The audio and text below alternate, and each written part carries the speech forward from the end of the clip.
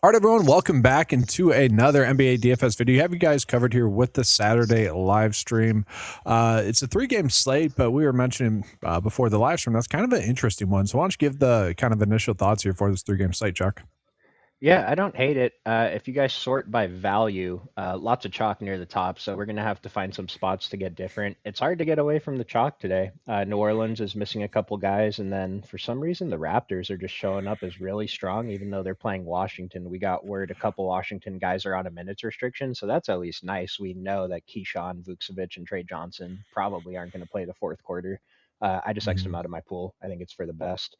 So we'll figure out where those minutes go, and then I think we can do something with Toronto, but we'll get into it when we get to that team. Yeah, that's kind of interesting there with that early game. One, it is the early game, but it's also a 13, 14 and a half point spread. And then we had the Lakers, where Luka's kind of the pay up on the slate, in I would say a decent matchup against the Warriors. And then the game that I think a lot of people want to target is the Pelicans versus Utah, but that's the late night game. It's a high game total, but how many players is going to be too many players there? So this is probably the most fun 3-game slate I can remember.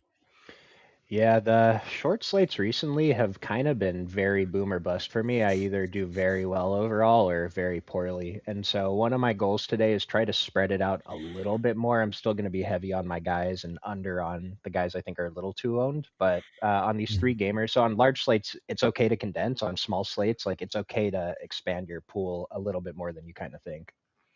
Yeah. Let's just get into some comments. So some normal people showing up in the chat, just giving us some shout outs here and just highlighting the comments here. If you guys have any questions throughout this, it is a 3-game slate, so just make sure to get those in. And what do you think? Lakers are going to lose to the Warriors? We got that comment coming in from Luke. No, Luke, Vegas said we're gonna win by 3.5. So it's dude, Luca's gotta be so mad, right? Like I'm playing a bunch of Luca tonight. Like Eric mentioned, we don't really have pay ups on the slate, and so it's kind of Luca or you're just getting a big mix of Toronto and Zion. He's gotta come out hot, dude. He's so mad right now. Yeah, just I don't know how many guys do like underdog prop bets or anything like that. His fantasy score is a little bit lower on there. That was a bet I got in before the live stream. Is like his over fantasy score. Just comparing it to prize picks, it was a little bit too low. So I don't know. I felt like that was a slight edge, and hopefully, obviously, it correlates with DFS, right? What was that? Especially the fantasy score. I can look real quick. So it might have been the other way around. I might have had it the other way around. One of the sites were too low. Let me just double check. I think it's 54 on prize picks right now and Okay. 52 on underdog, I think is what it Is was. which site scoring does Prize Picks use? They're both the same. So it values a FanDuel. block and steal a little bit more. So it's more like FanDuel. But they Uh, don't account for threes made at all. So it's a I have little different, but I have Luca for 56.5 on FanDuel, so that sounds pretty good. Sounds like a really yeah. good bet to me. It's 54.5 on prize picks and then 52.5 on underdog. And just while we're at it, since I brought it up, Derek Queens is off by 4 between the two sites. So like prize picks has it at 28 and underdog has him at I think it was 32 then or something like that. So that was one where I actually bet on both sides of that. I thought that was just interesting to Holy call out. But smokes. that's also for DFS purposes. Like, what do we do with that? Right? Like, that's a big range of outcomes. Yeah, I think I have Derek Queen lower than everyone else, 26.5 on FanDuel. So those Mm-hmm. bets would be absolute, like 2 fantasy points is usually a smash. Like that, Mm-hmm. those bets are smashes on the under.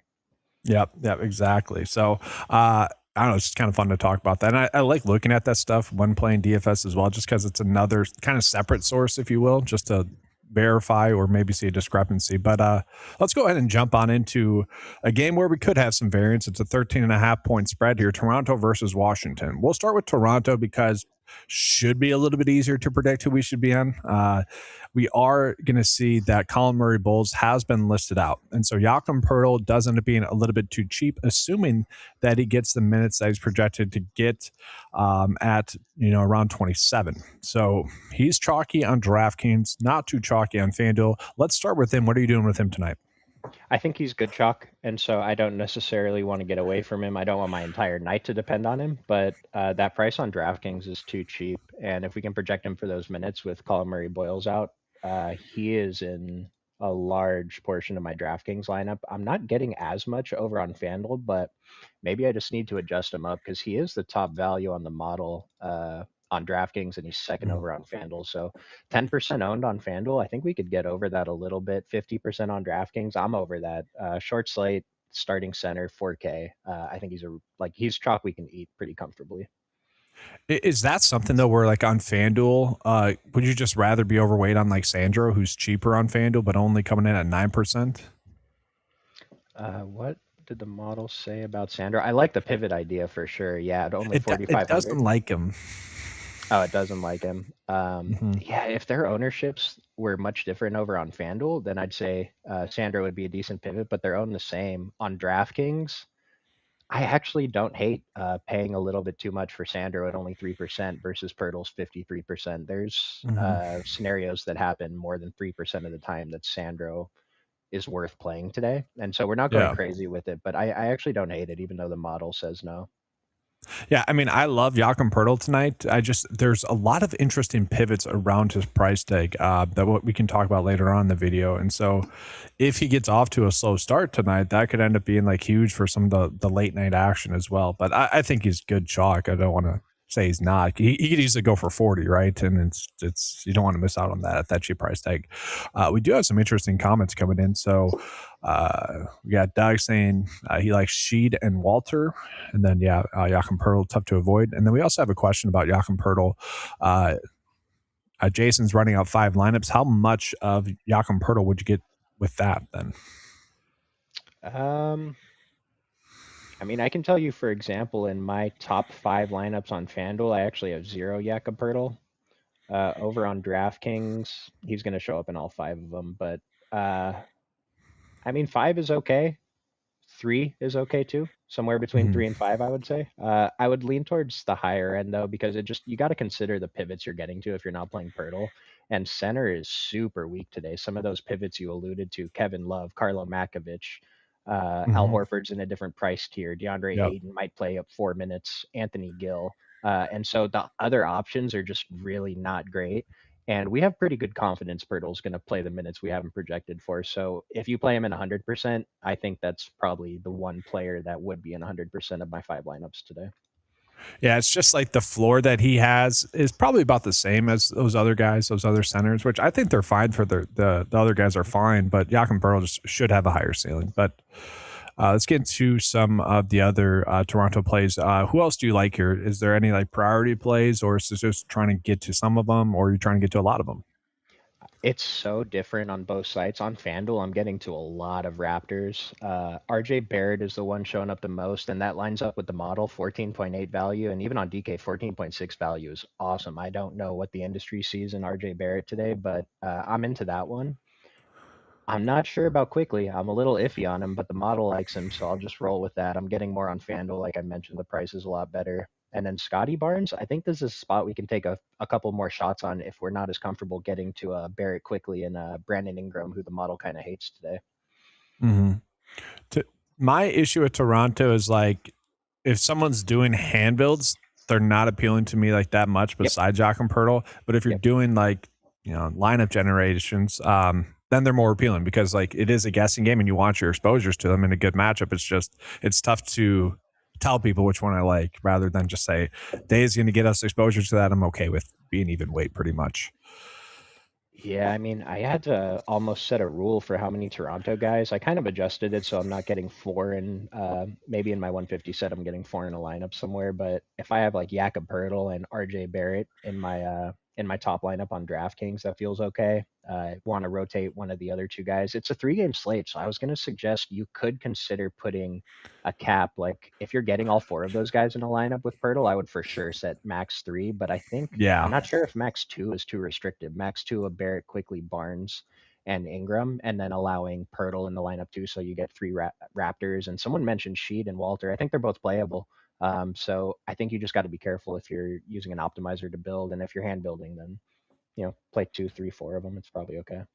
Yeah, I would definitely do a cap of 4 Toronto plays though. I like Mhm. just because I like the other games a little bit better. We'll jump into Washington here.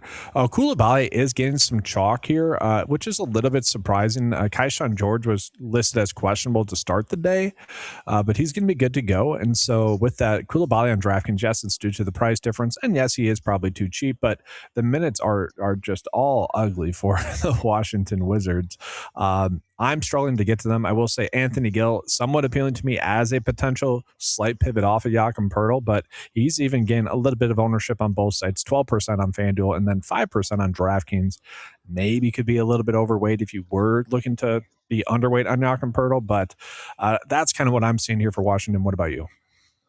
I have no idea what to do with the minutes here. With that Yeah. note about Keyshawn George, Trey Johnson, and Vucevic for sure on minutes limits. Could they get there in maybe if they play 3 quarters? Could they get there? Sure, they could, but I think it's better to cross them out. I just don't know who else to give the minutes to. That makes sense because their prices aren't great. The rest of this team, even with those guys on a minutes limit. So I actually don't hate Koulibaly on DraftKings. Model likes it a lot. Has the model? Have you refreshed the model in the last few minutes? I don't know if we even can update for that minutes limit thing with I doubt it Washington. would just because they've been more random. So Yeah, I'll check it. we still have Vooks for only 20 minutes, and he's showing up as a pretty good value. Maybe if he comes in very low owned, like if he still comes in 11%, I'm not sure I love it. But if he ends up coming like half that because people are scared off of the minutes limit, then I actually be okay getting to Vucevic, especially as kind of a pivot to Pirtle. It's like Mhm. Vooks has to do a lot in his minutes versus Pirtle probably playing more minutes, but I don't hate it. And then Koulibaly, I thought he was a player that gets benched in the fourth quarter, but maybe he plays in the fourth quarter even when they're trying to lose games. So if he has potential to get a few minutes in the fourth, then his 20% on DraftKings sounds fine. Yeah. Yeah. I want to play Will Yeah. Riley, but he's just not good. Yeah. And I was even trying to look at like Cooper if he could get to 23 minutes at his cheap price tag on DraftKings, but not much there. Um, I did want to address this comment. Is this me or Chuck? Whose mic is a little bit too loud? Can you hear me, Chuck? Am I too low to you or? I'm guessing it's me. If anything, you sound great to me. Assuming it's me, I'll talk a little bit louder. I tend to mumble. Yeah, I could talk a little bit louder too. I'm just curious. We'll jump on into the next game here then. So yes, we got the Lakers versus Washington, and we did get a question about who is a good pivot from Luca earlier, and I mean the pivot is your lineup construction really there. So Zion, right, is kind of the natural pivot, or would it be someone in the Lakers? Would it be LeBron and Reeves?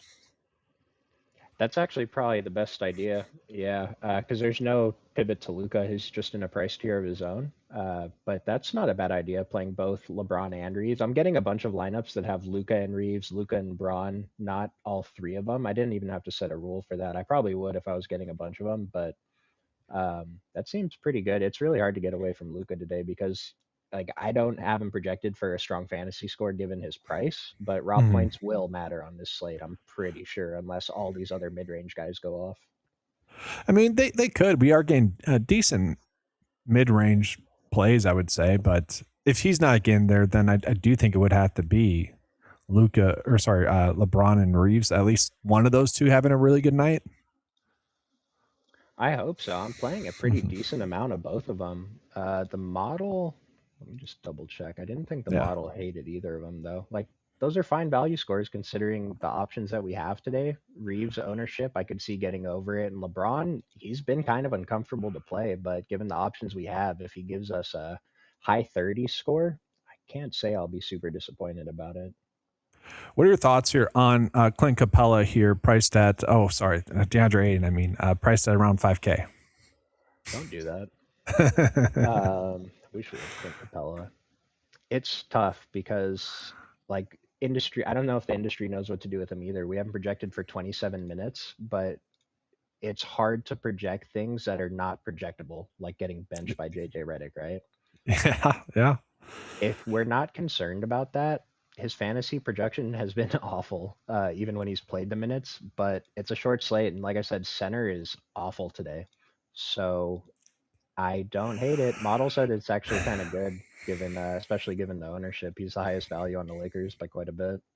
I know, and I mean, he should be a little bit more motivated to play well after getting some slack for those Clint Capella comments that he made as well. So like he's gonna be fired up to play well, and I wouldn't say he draws a terrible matchup tonight. Draymond Green likely to start at the 5 tonight. Is what I'm seeing, and that would benefit, I think, Aiden a little bit there. But let's jump into the Warriors here, unless there's Uh, anything else you wanted to add. just about Aiton. So my first instinct with a lot of these guys is since Golden State has a potential to play small, Aiton's Mhm. minutes could go away. But he's only played Golden State once since he's been on the Lakers, and he played 34 minutes in that game. It was in October of this year. I don't know who was starting at center. It was probably still Draymond. So uh, I guess I'm not worried about him getting played off the court. It's just the risk of him getting benched for low effort. Yeah, yeah. So we'll jump on into the Lakers, or sorry, the Warriors here then. So we are gaining a decent amount of ownership. Obviously, the cover boy Pods is popping up in here. I'm actually a little bit surprised at his ownership just due to his output that he's had recently, where he has been pretty darn productive, 43 and then 53 fantasy points and even 33, which I would kind of take on a 3-game slate at this price tag. The minutes have been there. Are you overweight on him, or is he kind of just, do you view him as being properly owned and properly priced? I'm overweight, and actually, he's a little cheaper on DraftKings. I have a little bit more of him over there, where he's a little bit lower owned. I'm in the 40% range, so not too far over. But yeah, I like it. His minutes have been there, and he did start the last game, the last two games maybe. Even if he didn't, his minutes are there off the bench anyway. But yeah, I like the ownership play on him. Yeah, and then even for me, like I've been getting to a lot of D'Anthony Melton tonight, and then even Santos. I actually kind of like pairing them to, like if I'm playing pods, I'm kind of just pairing them with those two as well, just hoping that this game does indeed be a 3.5 point spread, which I think that's correct now, with Porzingis being out and no one else is out. So I do think that's correct. I kind of like pairing them together though in a game stack. Kind of had a comment about someone wanted to do a little game stack. That's kind of where I'm at, especially with Luka lineup. So that's kind of a 4 player game stack that I like doing. But even still, we got Al Horford, who had a massive game in his last game. Is he? I mean, what are your thoughts on those 3 plays? Melton, Santos, and Horford. Melton, I haven't been as excited to get to since his price kind of went up, but the model Mhm. says he's really good today, so I don't mind pairing him with pods or playing him by himself. That's fine. Horford, I'm kind of glad the model's saying we can get away over on DraftKings. Not that I got that much anyway. A Yeah. little harder to get away from on FanDuel though, but luckily, like this is actually a good thing. I think that he's center only because if he was power forward eligible, we'd be getting a lot more of him. Yeah. Um, Yeah. I mean, it's kind of interesting. Like he's the chalk over on FanDuel where he's in the 4,500 range, and Pirtle's the chalk on DK where he's in the 4,500 range. I don't know. Final word, it's fine. I'm under this 40% though. Yeah. Yeah. And then any love for Santos or even like something like Quinn and Post, especially Post like on FanDuel where he's a little bit cheaper. I know his minutes are too low projection wise. I could see that potentially being wrong for him, but that could end up just being too thin, even on a 3-game slate. I want to give Post more, but I have him for like 12 fantasy points today. Okay. It's really tough for me to give him the minutes that he needs. But Santos is a guy I've been over the field on every single day, and he hasn't really let me down yet. He's been pretty consistent. The minutes have been pretty consistent. We have him for what, 28 minutes, right? He Yeah. played 39 in the previous game, and 28 actually kind of seems like the floor. Like he had a 26-minute game earlier this month, but Gui Santos is a guy I'm pretty comfortable adding on a couple extra minutes to and playing a lot of, even as his price creeps closer to 7K. Yeah, I'm right there with you. And then we did just get a question about Moody. So um, I'm kind of indifferent about him. Obviously, coming in off of a few decent games. I feel like he's just a little too high priced for me. A lot of his production is shot dependent. What are your thoughts on him? Yeah, he's been crushing. Model says no, though. And while I wanted the model to say no because I don't want to play him, Yeah. 5,800 on FanDuel sounds better than 6,400 on DK. And maybe I'm mistaken, but I kind of felt, and it doesn't look like this holds, but a couple of the games that he had that were kind of good, he got more blocks and steals, 2 to 3, which helps us more on FanDuel, but obviously the threes help us more on Mhm. DK. His price is just a little too high, but he is a good tournament play on FanDuel, I guess, at the price. Yeah, for me, I actually like what we can pivot into it. I actually like into some of the Pelicans and Utah players a little bit more at similar price tags or even cheaper price tags. Now, with the Pelicans, like the pay ups are obviously Zion and Sadiq Bey. I think those are pretty solid plays. Now, we did get news that Yusuf Missy is actually going to be active tonight. We're not projecting him for that many minutes, only 15. And so DeAndre Jordan really not in play at all. Obviously, that hurts Derek Queen. And so it kind of condenses down who we can be on a little bit more for the Pelicans, but also we have like 6 viable options here. So what are your thoughts here on the Pelicans just in general? I'm playing way too much of them over on Okay. DraftKings and then over on FanDuel. Yeah, I mean this is just my highest exposed team, even more than Toronto, whatever. But who isn't a good play here? Herb Jones is probably the most uncomfortable, but Fears, I think his price is good. Remember with DeJounte out, Fears should reassume the kind of role he Mhm. was playing before DeJounte came back, which was subbing in. So Fears rotation, he would sub in halfway through the first quarter, and if he's not playing awful, he finishes the half. Mhm. Now, maybe that was before Jordan Poole re-entered the rotation, because I think we're interested in playing a ton of Jordan Poole today too. I don't Mhm. think we need to set any kind of restrictions on those two, though. I'm okay getting both of them in lineups together. I don't know because I like McGowan's a little bit as I well, like them too. and Yeah, so I would maybe set a rule 2 out of the 3. I don't know. What about would you do a that 2 seems out of fine. those 3? Okay. Yeah, I'd be cool with that. Especially McGowan's is probably going to kind of be the pivot to the other guys, and okay, yeah, his value scores are insane. He's the top value over on FanDuel. I think he was number 2 on DK. Mhm. Ownership is there, but he is like the main point is just he's mispriced for the role that he's likely to have today. Mhm.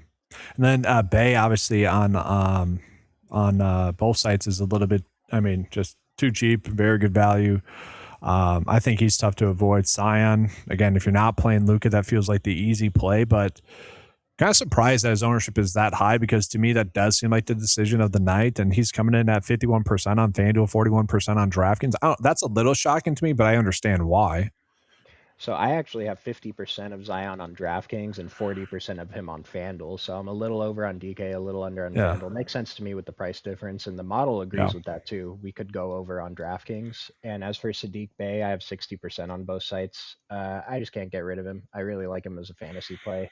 It's a kind of annoying the field is getting there that much. So it is a player Hmm. you could consider getting away from because we can't play all of these guys in a lineup. You got to get away from someone here, right? Yeah, Bay's coming in off of that massive game. That's the biggest reason as to why. Um, Yeah, I think it kind of feels best if you get away from one of those guards, maybe, or just get away from Sadiq Bey or Zion. Like Sadiq Bey, I guess, is the obvious one to get away from because, like you said, yeah, I didn't realize he had 60 fantasy points 2 days ago. I think he's safe though on tonight's slate. That's kind of my issue. We don't need that 40 fantasy point night from him for him to win us a tournament, right? Yeah, Hmm. because the usage will be there. No Trey Murphy. Yeah, I mean, looking at my top lineup on FanDuel, I have Fierce, Poole, Bay, and Zion. I mean, that's the pretty basic, easy thing to do. Yeah, yeah. The pivot, and it's not the pivot because he's chalk would be Pool, but he's chalk on both sides. Really, 30% still on FanDuel. Yeah, and then same thing over on DraftKings. My top lineup has Bryce McGowan, Spears, and Zion. Mm. Oh, that's definitely interesting. So let's jump into the other side of this. Then we got Utah, and Utah is difficult with George now being listed as probable. I was kind of okay paying up for Collier, but now that makes it more difficult. And can we trust George to even get a lot of minutes? He's projected for 26. That makes him too thin. And so with that, that does leave us limited with who we can get to. And we want to get to some plays here because it is a high scoring game. 247.5 game total, 5.5 point spread. So we do want to begin to some players. And I'm kind of fine getting to Bryce Sensabaugh. I'm fine getting to John Concher. I'm fine getting to Kevin Love. I'm fine getting to Kyle Flipkowski and then even Ace Bailey. I like all those plays. I kind of want to be overweight on all of those plays, but I don't know like which one I like the most. Do you have any like players that you have extreme conviction on here? Um, no. The player I feel best about is John Conchar, actually, over on Yeah. DraftKings. DK value's outrageous. 4,300 is a really good price, and he's 19% owned, but it's a 3 game slate. I don't think it's enough ownership on him. Not getting anyone else on Utah more than 10% over on DraftKings, though. And those 10% guys are Ace Bailey, Sensabaugh, and Kevin Love. So I guess I'm not as into Utah as you are. But over on FanDuel, I do have 30% Ace Bailey, and then everyone else is 10 or under. Yeah, see, this is where I guess I'm more different than the fields. I'm getting a little less than Toronto and a little bit more of Utah, but it's mostly because I'm trying to chase this game total. Yeah, it's just it's tough because kind of like whatever the other thing I was talking about, it's hard to project what's going to happen in this game because we know that there are outside forces acting. Utah is really incentivized to lose, and New Mhm. Orleans is not incentivized to lose. They don't have their draft pick anyway, so Yep. Go Bucks. yeah, it's tough. I mean, the thing with Utah, who's going to play in the fourth quarter? Like Cody Williams is probably a safe bet. If they're Yeah. losing by a lot, then Keontae, Filipowski, and Collier have a better chance of playing. But if it's close, they might just get benched. I mean, I really like Kevin Love if he's going to get around 19 minutes on DraftKings specifically, where he's 3.8. You can play two centers. Like I like that price tag. He's a good value in Luka builds, even if you're going Jakob Poeltl.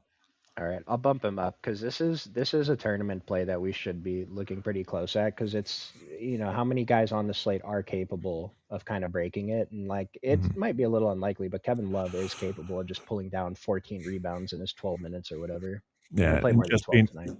being hot shooting pretty much. Yeah. It does suck. So you're pretty off of Filipkowski there just because he's not going to get the minutes, and same thing with Sensenball. Yeah, I had to bump Filipowski up on DraftKings, but his price is getting kind of dumb. And Yeah, for that uncertainty, it's hard to get away from him completely because of how short the slate is. But I really had to bump him up to get any exposure to him. yeah. Over on FanDuel, I guess I got 10%, but he's capable of doing it in shorter minutes. It's just hard when we can project him. We know we can project him for probably less minutes. And at 27 minutes, the model says no go. Yep, I gotcha. Let's go back to the Pelicans real quick. We got a question about Makovich. We actually had a couple of those. So, any thoughts on him? I mean, now with Yusuf being active tonight, it makes him obviously thinner. Makovich wound up in like a rogue lineup I had. Uh, it had to be two games when he put up the 29 and a half in 18 minutes. And Mhm. he's actually been pretty consistent on today's slate. He's a guy who's not going to get that much attention, maybe because the ceiling case is 29 fantasy points. I think that's awesome at 3,900 and pretty low ownership, right? 8 and 2%. This is another like the Kevin Love call you just made. Yeah, this is a really good guy to mix in, especially they're shorthanded. Everyone's going to be on their teammates. Like pivot one of those guys to Makovich. Mhm. Mhm. And then we should. Are you getting to any Yusuf at all? I know the data hates him tonight, but is there any potential that the minutes are wrong here? I mean, if he gets 4 more minutes at 4K and 3.9, he could be someone that is productive. That's Missy. Yep. For Missy, I guess he's like kind of the pivot to Pirtle. Yeah. I don't love it, but there is potential. We've seen like Derek Queen get benched for him. I mean, they're willing to bench Derek Queen for anybody these days, DeAndre Jordan. But with DeAndre Jordan getting minutes, it's a little tougher with Missy too. Yeah. Okay. I just want to bring that up. Let's refresh this, and then we'll go ahead and get into a first look build. Then we'll begin out of here. The chat's going off about the Rockets Miami game, so interesting to see what happened there. Heat one. Oh no, Kevin Durant lost another basketball game. Oh no.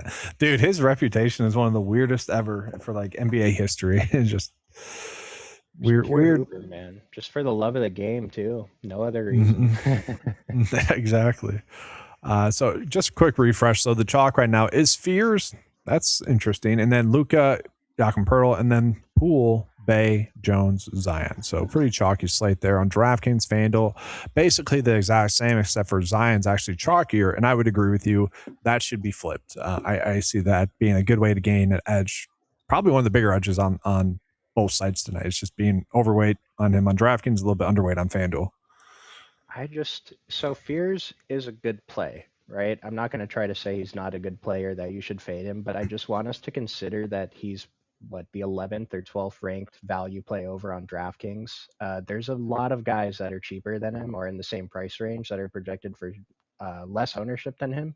So I think we could consider pivoting off Fears there. And then over on FanDuel, it's even worse. Fears is like the 15th or 18th ranked value play, projected for 50% ownership. And I'm seeing 10 plus guys above him that project out as better values that are cheaper or similar priced. And so I like Fears. I don't want to say don't play him, but I just kind of feel like the field is relying on the projection too much. But he's going to score 30 anyway, so don't worry about it. Yeah, right. Hey, I would probably put his floor at like 22, which is still pretty solid tonight. I was at his prop line. No, it was higher than that, but that's just kind of my like. I just even if it's an ugly game for him, and even if he's struggling, I think he would get to 22. The like prize picks I know was at like 27 or so, if I recall. So 27 PRA.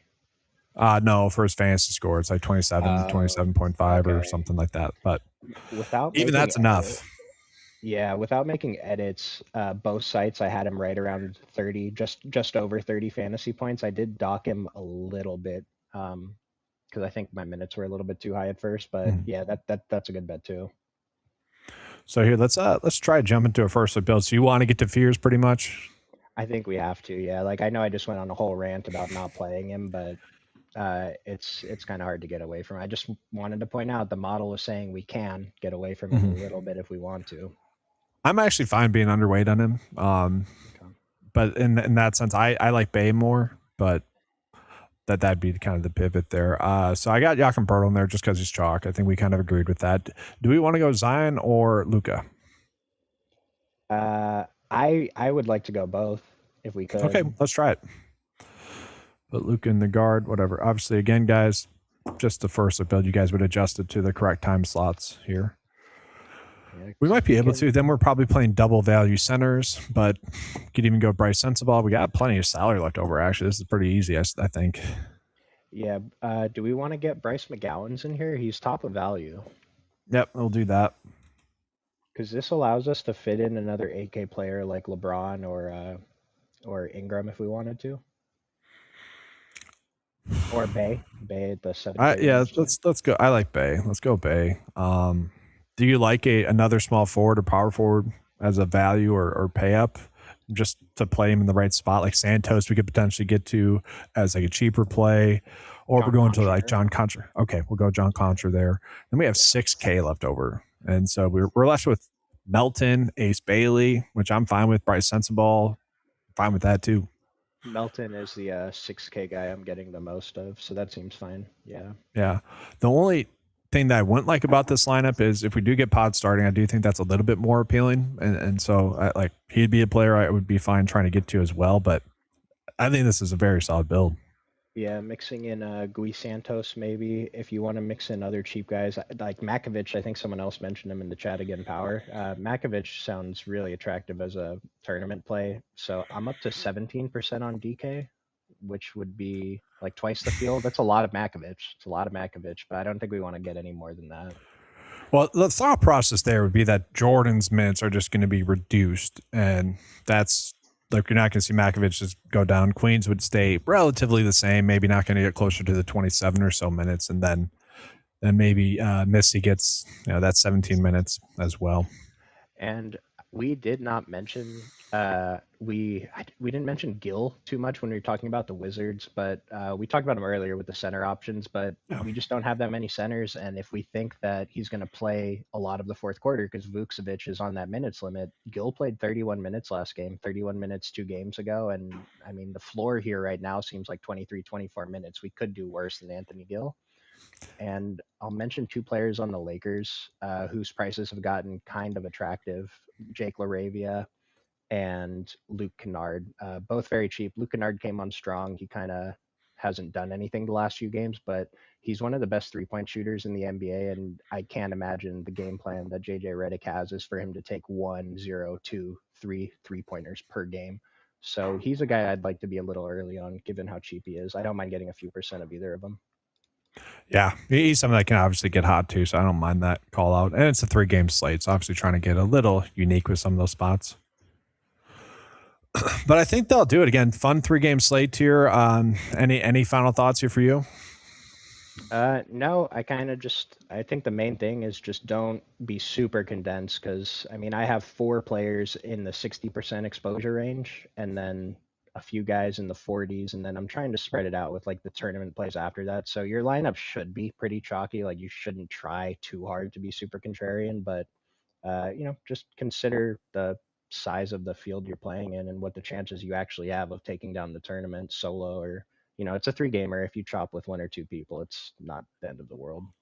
Yeah, I think that's kind of the expectation, honestly, tonight is that the cheap people are not probably going to be chopped, depending on the contest. Maybe single entry doesn't, but even still, I kind of expect that to happen too. Just there's not even like a sneaky value that I would say is like too undervalued either. That's really going to change the slate. So maybe a Washington player randomly gets there, but they're kind of being properly. I mean, Gill, I guess, would be the play that could do that if Jakob Poeltl doesn't go off, but that's kind of it. But yeah, that'll do it for tonight's live stream, guys. We'll catch you on tomorrow's live stream. Thanks for being here. Good luck.